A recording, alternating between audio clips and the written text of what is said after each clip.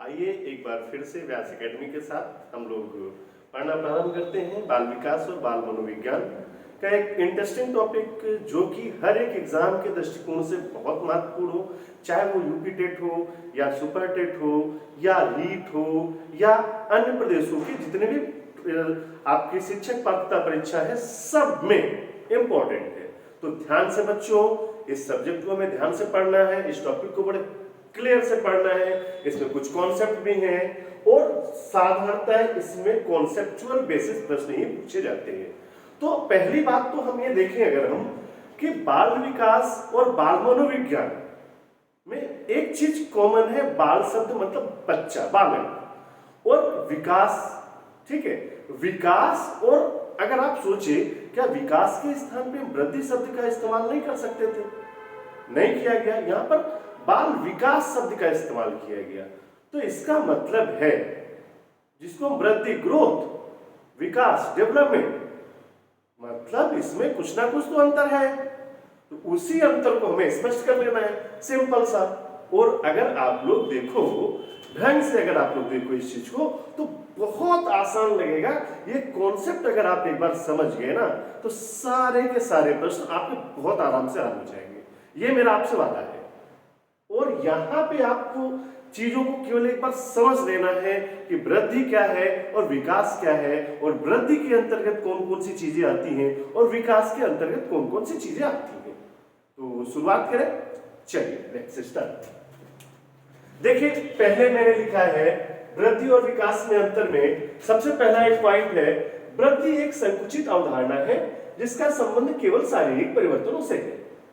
तो वृद्धि एक संकुचित अवधारणा है जिसका संबंध केवल कैसे परिवर्तनों से है? शारीरिक परिवर्तनों से है। और शारीरिक परिवर्तनों में कौन कौन से परिवर्तन आ सकते हैं? आप सोच के बताओ, सभी लोग एक बार दिमाग में लेके आओ।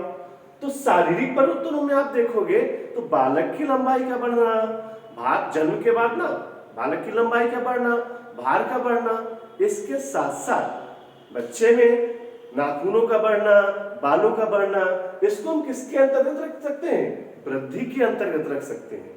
ठीक है ना। ये एक तरीके से अगर हम इसको कहें तो ये सीमित होती है। भाई अगर आपने देखा हो कि बच्चा शैशवावस्था यानी इन्फेंसी से आप चाइल्डहुड से एडोलसेंस एज तक देखें, किशोरावस्था तक देखें, तो बच्चे का प्रॉपर विकास होता है, शारीरिक विकास होता है, लंबाई में, भार में, सब में वृद्धि होती है। लेकिन एक चीज आपने ये भी देखी होगी, गौर करी होगी कि एक समय सीमा के पश्चात बालक की लंबाई रुक जाती है। या आप ऐसे सोचोगे कि बालक जैसे जैसे बड़ा होता है उसकी लंबाई बढ़ती जाती। तो इस प्रकार से तो ना, तो जैसे बालक ना 25 साल का हुआ तो उसकी लंबाई कितनी हो जाती? 25 फुट हो जाती। ऐसा तो नहीं है ना।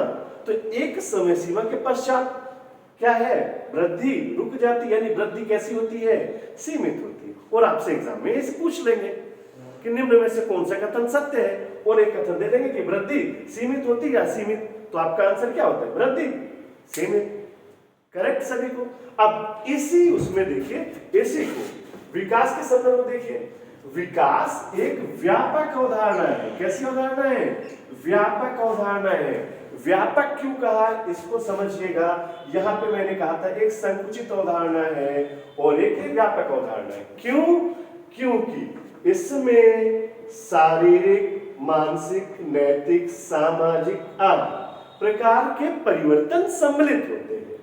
अभी यहां पर हम लोगों ने देखा था कि जब वृद्धि बढ़ी थी तो वृद्धि में केवल कैसे परिवर्तन शामिल थे? शारीरिक परिवर्तन शामिल थे। जबकि विकास में आप देखो, विकास में मानसिक, नैतिक, सामाजिक सभी प्रकार के परिवर्तन हैं। तो अगर हम इसको देखें, ये हम ये कहें कि ये विकास है, और विकास का एक हिस्सा क्या है? वो है वृद्धि यानी शारीरिक परिवर्तन। इसी के साथ शारीरिक परिवर्तन के साथ मानसिक परिवर्तन, नैतिक परिवर्तन, सामाजिक परिवर्तन, तो ये सब कुछ मिला के क्या बन जाता है? विकास। लेकिन विकास में से अगर इसी एक तत्व को आप निकाल दो, आप निकाल दो, मानसिक परिवर्तनों को निकाल दो अगर, तो विकास शब्द पूरा नहीं होगा। अर्थात विकास शब्द में बालक के अंदर या शिशु के अंदर होने वाले शारीरिक और मानसिक दोनों प्रकार के परिवर्तन आते हैं। समझ में आई बात?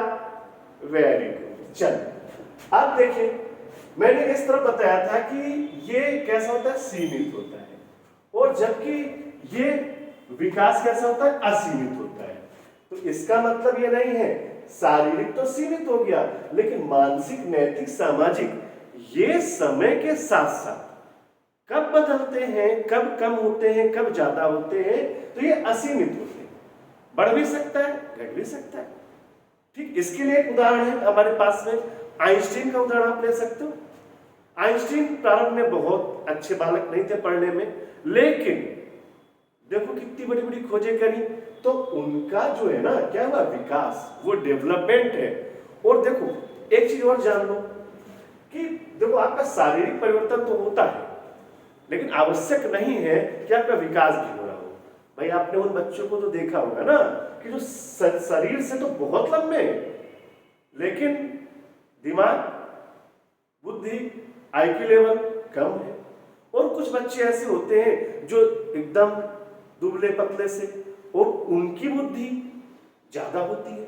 तो इसका मतलब क्या हुआ, इसका मतलब ये हुआ कि चीजें जो है ना, विकास से संबंधित चीजें जो है ना, वो एक रिजिड नहीं है, रिजिड नहीं है। ठीक है, आइए दूसरे पॉइंट पे आते हैं हम लोग। दूसरे पॉइंट में लिखा है वृद्धि यानी ग्रोथ निरंतर चलने वाली प्रक्रिया नहीं है। ठीक है, तो वृद्धि, वृद्धि के अंतर्गत मैंने आपको अभी पहले ही बताया है कि मुख्यतः कौन से परिवर्तन आएंगे, शारीरिक परिवर्तन, है ना। तो शारीरिक परिवर्तन आते हैं, तो शारीरिक परिवर्तनों में भाई, शारीरिक परिवर्तनों में आप देखो, जब आप जन्म लेते हो या बच्चा जन्म लेता है, तो उसके हाथ पैरों की लंबाई, उसका वजन कम होता है। लेकिन जैसे जैसे ही उसकी उम्र बढ़ती जाती है, वैसे वैसे उसके हाथ पैर और उसके भार, लंबाई, इसमें वृद्धि होती है, नहीं होती है? निश्चित तौर पे होती है, सभी लोग जानते हो इस चीज को।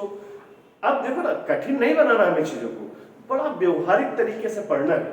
अब देखो, वृद्धि निरंतर चलने वाली प्रक्रिया नहीं है। अपने आप से उदाहरण लो, आपका जब जन्म हुआ होगा तो आप भी तो शैशवावस्था, बाल्यावस्था, किशोरावस्था से गुजरे हो, लेकिन एक समय सीमा के पश्चात क्या होता है, आपके हाथ पैरों का विकास रुक जाता है, यानी आपकी लंबाई रुक जाती है। क्यों? क्योंकि यहाँ पे लिखा है वृद्धि यानी शारीरिक परिवर्तन। वो कैसे होते हैं, निरंतर वो नहीं चलते, एक समय सीमा के पश्चात रुक जाते हैं। अन्यथा आप सोचो, अगर हाथ की लंबाई बढ़ती रहे समय के साथ साथ, तो पता लगे कि आप जैसे किशोरावस्था में पहुंचे तो आपके हाथ जो है ना पैर तक पहुंच गए, आप अजान बाहु टाइप के बन गए, है ना। ऐसा तो कुछ नहीं है। तो ये बिल्कुल सही फैक्ट है, और यहीं से आपसे एग्जाम में पूछ लिया जाता है। ठीक है, सारे लोग ध्यान दीजिएगा इस चीज को, इस सेशन को, वो चाहे यूपी टेट हो, वो चाहे एस्टेट हो, या रीट हो, या अन्य प्रदेशों के जितने भी एग्जाम्स हैं, सब में ये मोस्ट इंपोर्टेंट है। फिर अब आइए विकास में आइएगा। विकास जन्म से मृत्यु तक चलने वाली प्रक्रिया है।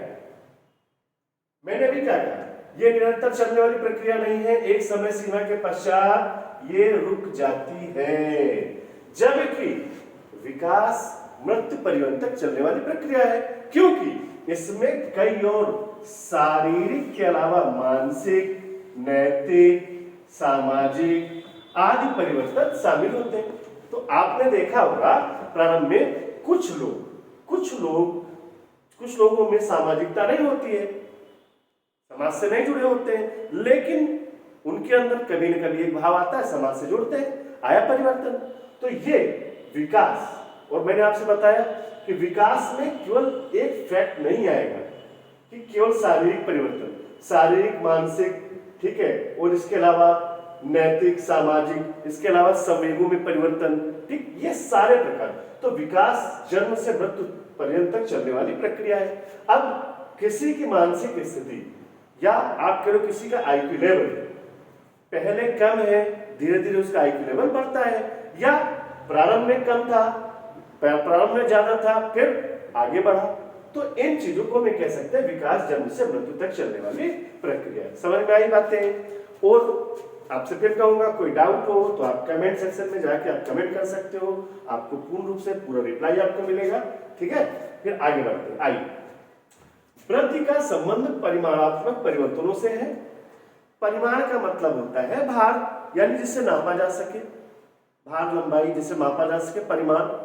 तो परिमाण इसका मापन संभव है। तो वृद्धि में शारीरिक परिवर्तन आते हैं, तो क्या हम शारीरिक परिवर्तनों को नाप नहीं सकते हैं? बिल्कुल नाप सकते हैं। शारीरिक परिवर्तनों में अंगों में आने वाले परिवर्तन, इसके अलावा भार में परिवर्तन नाप सकते हो, नहीं नाप सकते हो? बिल्कुल नाप सकते हो। तो ये इसका मतलब वृद्धि का मापन संभव है। और वृद्धि कैसी होती है? परिमाणात्मक होती है। और परिमाणात्मक वही चीज होती है जिसका मापन संभव होता है। क्लियर है सभी को? चलिए इसका दूसरा पक्ष देखते हैं विकास के संदर्भ में। विकास का संबंध परिमाणात्मक एवं गुणात्मक दोनों प्रकार के परिवर्तनों से होता है।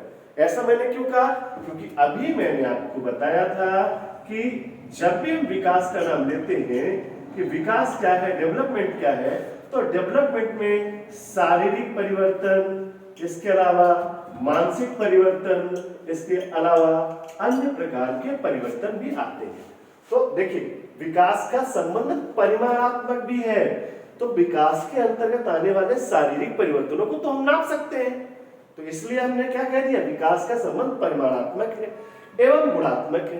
भाई, किसी गुण को आप माप नहीं सकते हो। अब आप किसी के अंदर कौन कितनी, किसके अंदर नैतिकता है, इसको आप क्या नाप सकते हो? कि भाई इस फलाने आदमी के अंदर 2 किलो नैतिकता है, इसके अंदर 4 किलो सामाजिकता है, नाप सकते हो? नहीं नाप सकते हो। गुणों को मापा नहीं जा सकता है, केवल उनका अनुभव किया जा सकता है। ठीक है ना? आप कोई कितना अच्छा है तो आप ये तो कह सकते हो ना, अच्छा है, बहुत अच्छा है। आप ये तो नहीं कह सकते हो 2 किलोमीटर अच्छा है, नहीं कह सकते हो ना। तो बिल्कुल यहाँ पर चीजें वही लागू होती है। तो ध्यान रखिएगा, इस संदर्भ में विकास का संबंध परिमाणात्मक एवं गुणात्मक दोनों प्रकार के परिवर्तनों से होता है। और यही एग्जाम में आपसे पूछ लिया जाएगा कौन सा कथन सत्य और कौन सा असत्य है। फिर आइए नेक्स्ट देखते हैं। वृद्धि की कोई निश्चित दिशा नहीं होती है, यानी वृद्धि का मतलब बताया था अभी शारीरिक परिवर्तन। तो शारीरिक परिवर्तनों की कोई निश्चित दिशा होती है क्या?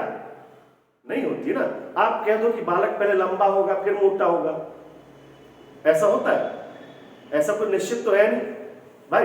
बालक कभी लंबा हो जाएगा उसके बाद मोटा होगा, और कभी बालक मोटा होगा उसके बाद लंबा होगा। ठीक है, कभी उसके हाथ पैर जो वृद्धि है वो एक समान नहीं रहती है, एक समान नहीं रहती है। शरीर में जितने भी अंग हैं एक समान वो नहीं बढ़ते हैं, एक समान बढ़ते हैं। कि भैया हाथ भी बढ़ा इतना तो बाल भी इतने बढ़ेंगे, बाल इतने बढ़े तो नाखून भी इतने बढ़ेंगे, नहीं ना। तो वृद्धि की कोई निश्चित दिशा नहीं होती है, वो कहीं से भी उसकी शुरुआत हो सकती है। यानी शारीरिक परिवर्तन किसी भी प्रकार से और कहीं से भी हो सकते हैं। क्लियर? मुझे लगता है आपको समझ में आ रहा होगा चीजों को। जो ना समझ में आ रही हो तो प्लीज आप लोग कमेंट जरूर करेंगे, पूछेंगे, पूरा उत्तर आपको मिलेगा। फिर आइए इस दूसरे संदर्भ में देखते हैं। विकास सदैव एक निश्चित दिशा में होता है। बिल्कुल ठीक है, विकास सदैव एक निश्चित दिशा में होता है। विकास में मैंने आपसे बताया कि केवल शारीरिक परिवर्तन ही शामिल नहीं होता है, बल्कि मानसिक परिवर्तन भी शामिल होता है।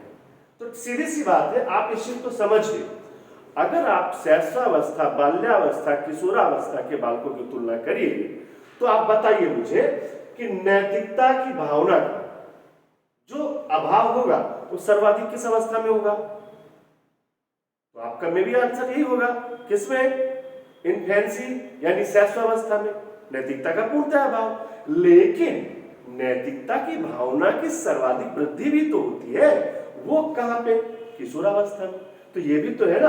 तो अब आप यहाँ पे विकास सदैव निश्चित दिशा में होता है। जैसे जैसे बालक की या शिशु की उम्र बढ़ती है वैसे वैसे ही उसमें क्या होता है? विकास धीरे धीरे वो एक निश्चित दिशा में बढ़ना प्रारंभ हो जाते हैं। क्लियर है सभी को? Very good. आते हैं दूसरे पॉइंट पे आते हैं इधर। वृद्धि को प्रत्यक्ष रूप से देखा जा सकता है और इसे मापा जा सकता है। ये मापा जाने वाला पॉइंट तो मैंने पहले भी आपको बताया, एक बार फिर से आ गया। चलिए कोई बात नहीं, देखते हैं। वृद्धि को प्रत्यक्ष रूप से देखा जा सकता है। भाई शरीर में होने वाली वृद्धि, शारीरिक अंगों के विकास, ठीक है, इसके अलावा कोई भी चीज आप ले, भार का बढ़ना, लंबाई का बढ़ना, नाखूनों का बढ़ना, बालों का बढ़ना, इसको आप प्रत्यक्ष रूप से देख सकते हो ना।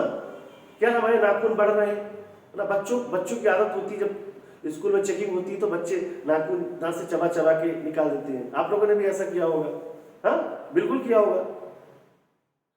चलिए देखिए, तो वृद्धि की कोई निश्चित दिशा नहीं होती है ना। वृद्धि को प्रत्यक्ष रूप से देखा जा सकता है। जिस चीज को हम देख सकते हैं तो उसको हम माप भी सकते हैं। तो जैसे ही चीजों को हम देख सकते हैं तो उसको माप भी सकते हैं। भार, लंबाई, ठीक है, इसके अलावा नाखूनों का बढ़ना, बालों का बढ़ना, इन सबको माप भी सकते हैं। क्लियर हो रहा है सभी को? चलिए दूसरी तरफ आते हैं, इसी संदर्भ में, विकास के संदर्भ में आते हैं। विकास का स्वरूप आंतरिक होता है और इसे ना देखा जा सकता है और ना ही मापा जा सकता है।